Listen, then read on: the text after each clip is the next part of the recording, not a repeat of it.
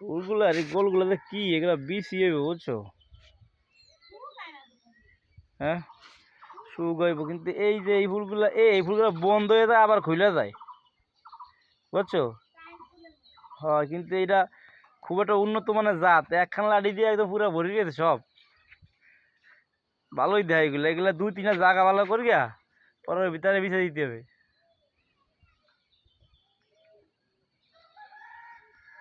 তুলসী পাতা শেষ পর্যায়ে এই গোলাপ গাছে তো টেংরি দিলে আবার নতুন ফুলও আসতেছে দেখা যায়। এই যে পুরানটাই এই কলি আইছে, 1টা 2টা 3টা 4টা 5টা 5টা 6টা আইছে।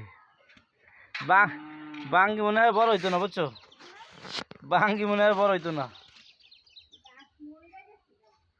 গাছে ভালো পুষ্টি বানায় বুঝছো, এই জন্য। তাও তো আল্লাহর রহমতে একটা ফল আইছে, এখন আল আছে ভিতরে। মরিচ করা তুলে গেলাম দরকার, থাকলি নষ্ট হয়ে যাবে। আবার বড় মরিচটা মরে গেছে, সার মর দিলে যেতে হয়েছে আবার। গোলাপ গাছ তোমার কাটাইছে, এখন 5টা 6টা হয়ে গেছে গোলাপ গাছ। 1টা 2টা 3টা 4টা 5টা হয়ে গেছে তোমার। এইগুলো এই গল্প নতুন, এই গাছটা মেলাগুলা টেকনিতে লাগছে। কলি আছে না দিও,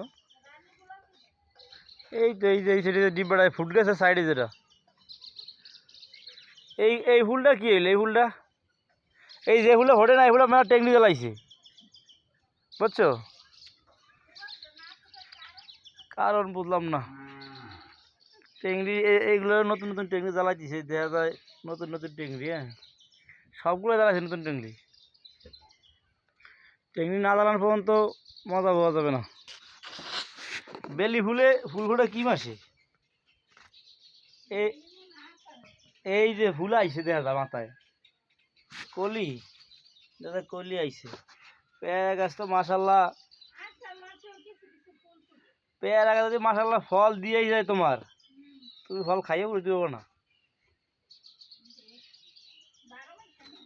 তাই তো কইছেন, আল্লাহ গলা জানে যে কি মাসকে।